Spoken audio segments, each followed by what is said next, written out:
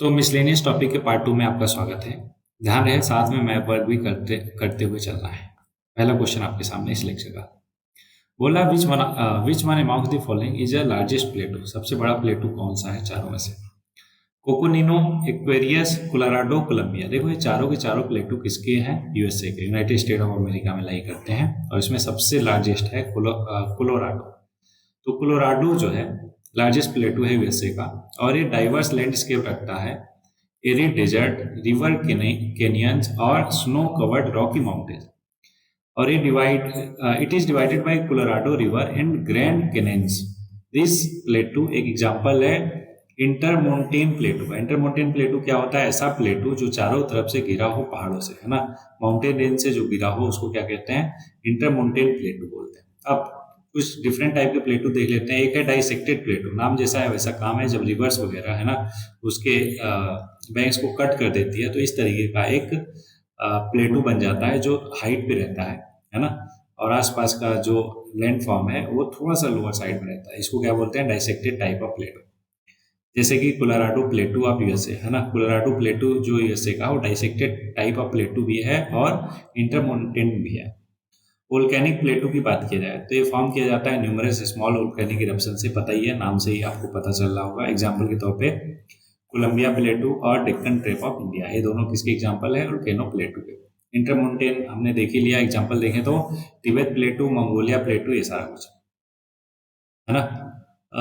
अगला है continental plateau. This the plateau that rise abruptly from either sea या फिर लो लैंड एंड, और उसको क्या बोला जाता है? कॉन्टिनेंटल प्लेटू। एग्जाम्पल के तौर पे पोटवार प्लेटू जो पाकिस्तान में है और रांची प्लेटू जो इंडिया में।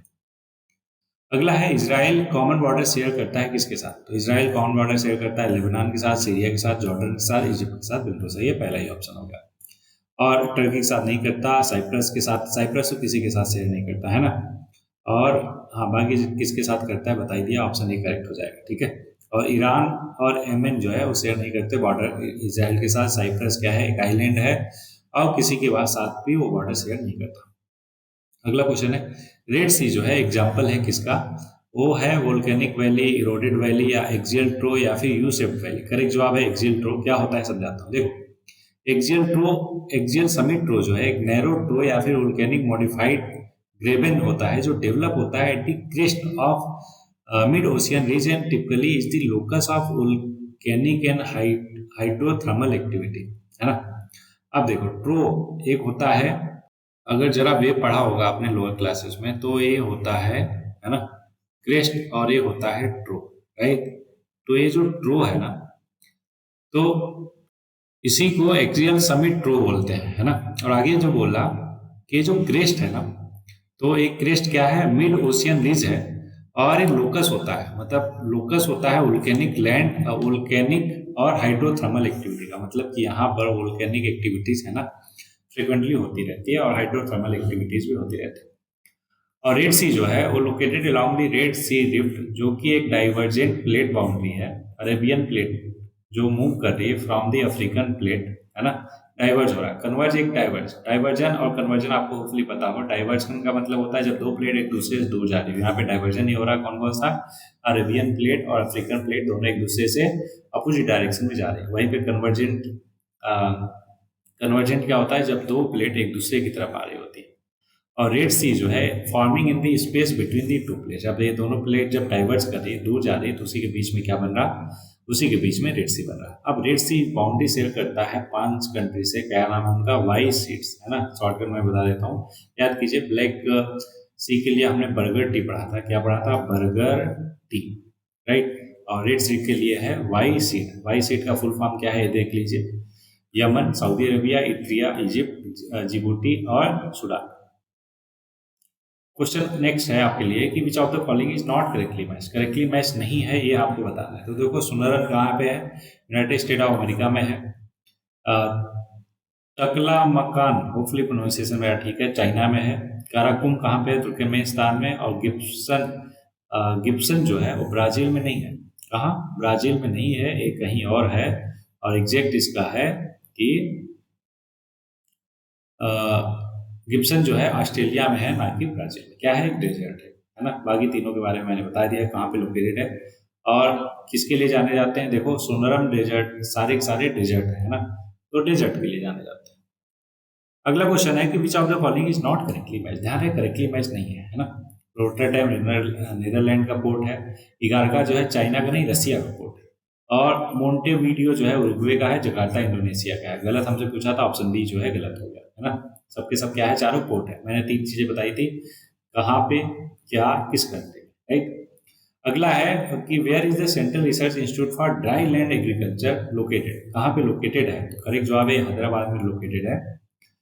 और it is an Indian research institute जो कंडक्ट करता है research on dry land agriculture. Establish किया गया था 1985 में by Indian council of agriculture research ICAR द्वारा।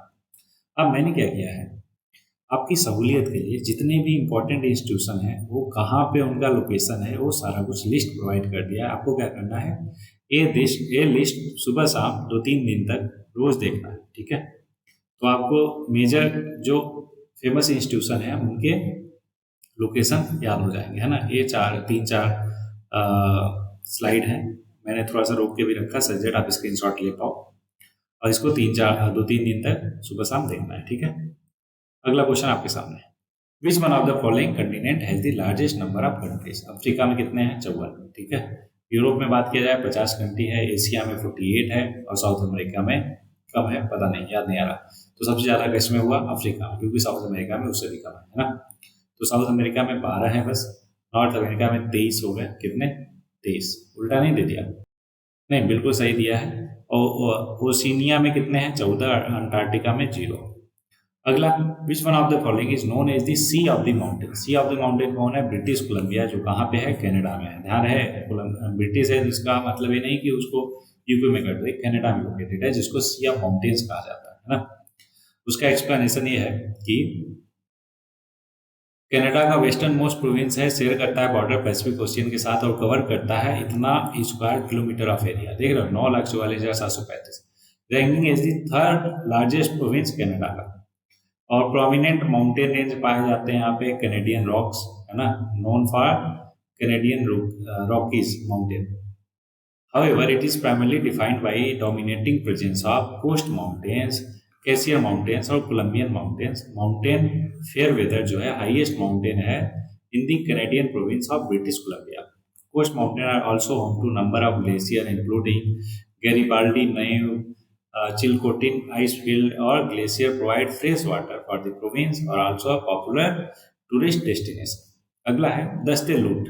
क्या, दस्ते लूट लोकेटेड है किसमें, चारों में से। देखो ये तीनों के तीनों किसके हो गए, अफ्रीका कॉन्टिनेंट के हो गए। ईरान जो है दस्ते लूट कैसा दिखा आपको, है ना, अरेबिक वर्ड दिखा, तो ये कहाँ पे है, ईरान में। करेक्ट जवाब हो जाएगा ये, ठीक है।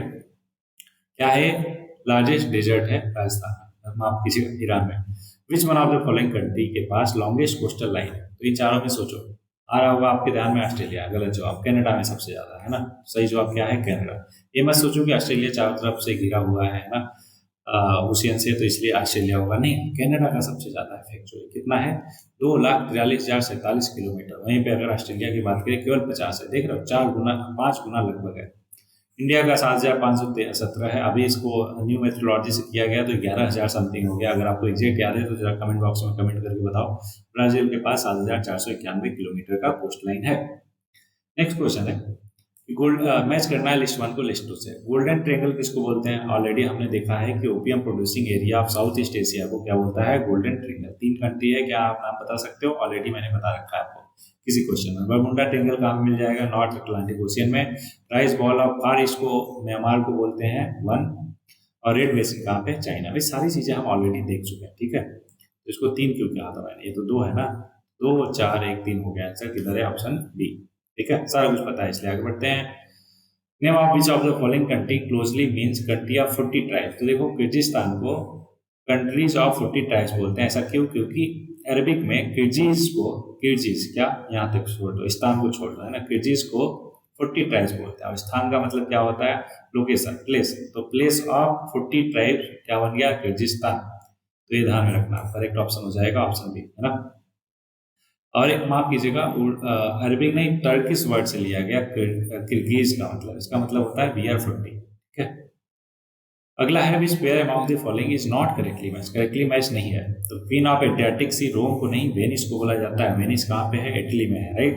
तो ये गलत हो गया। आपसे क्या पूछा था? नॉट करेक्ट, तो हमारा करेक्ट पहला ही सही हो गया। और लॉरेन कोलफील्ड कहाँ? फ्रांस में है। वेस्ट मिडलैंड्स कहाँ पे है? बर्मिंघम यूके में है। और तुला रसिया में। ये तीनों का ध्यान रखना साथ में। ऐसा नहीं कि ऑप्शन ए करेक्ट मतलब कि इस क्वेश्चन का जवाब है तो उसी को बस रखो, है ना। मैंने बताया है क्या क्या करना है। 3 चीजें आपको ध्यान रखनी है। क्यों फेमस है, कहाँ क्या है, और किस कंट्री में लोकेटेड है, राइट। और कुछ और डिटेल कि एड्रियाटिक सी जो है, queen of Adriatic sea Venice है जो कि इटली में है। उसको रिफर किया जाता है क्वींस ऑफ एड्रियाटिक। क्यों? क्योंकि इसका लोकेशन जो है एड्रियाटिक कोस्ट पे है और हिस्टोरिकल सिग्निफिकेंस रखता है मेजर मैरीटाइम और ट्रेडिंग सिटी के लिए। ओके, और बाकी डिटेल है, आप जानना चाहो तो जान सकते हो। आगे बढ़ते हैं। वर्ड आइलैंड, और इधर है ओनर कंट्री। तो एलिसियन आइलैंड जो है यूएसए का है, तो इसका हो गया 4। और उसके बाद बियर आइलैंड जो है आपको नॉर्वे का है। ग्रीनलैंड डेनमार्क का जगजाहिर है। और फ्रेंच जोसेफ आइलैंड जो है रसिया का है। 4 3 2 1 कौन सा ऑप्शन? ऑप्शन ये हो गया करेक्ट जवाब, ठीक है। चलो आगे बढ़ते हैं नेक्स्ट क्वेश्चन पे। आपके सामने विच of the following does not have the national museum of natural history. ध्यान रहे, national museum of natural history Hyderabad को छोड़ के बाकी सब जगह उसकी ब्रांचेज है, हैदराबाद में नहीं है ना। क्या है? एक प्रीमियम म्यूजियम है इंडिया में जो एग्जिबिट करता है wide variety of natural history specimen including plants, animal, fossils और मिनरल्स। म्यूजियम स्टेब्लिश किया गया था 1973 में और कॉन्स्टिट्यूएंट ऑर्गेनाइजेशन है national council of science museum का। लोकेटेड है मैसूरू, भोपाल, भुवनेश्वर, सवाई माधोपुर और गंगटोक में। बस इतने ही क्वेश्चन थे इस लेक्चर में। होपफुली सारा कुछ आपको क्लियर है। आज के लिए कोट है कि better to have and not need than to need and not have. मतलब इसका हुआ कि अगर आपको जरूरत नहीं है ना, और जरूरत नहीं है और आपके पास है, उससे बेहतर है कि आपके पास ना हो और आपको जरूरत है। बहुत ही डीप कोट है। होपफुली आपको समझ आया हो कि जब कोई भी चीज़ हमारे पास हो जाती है उसकी अहमियत घट जाती है, उसकी ज़रूरत हमें नहीं पड़ती। उससे बेहतर है कि आपके पास वो ना हो और आप उसमें लगे रहो, मेहनत करते रहो उसको पाने का, है ना। ऐसा मतलब नहीं हुआ मेरा कि आपको मिले ही होना, बिल्कुल मिले, लेकिन उसके बाद वैसी चीज़ों पे फोकस आपका होना चाहिए जो आपकी नीड है। तो इन्हीं शब्दों के साथ इस लेक्चर में इतना ही। पढ़ते रहिए, आगे बढ़ते रहिए।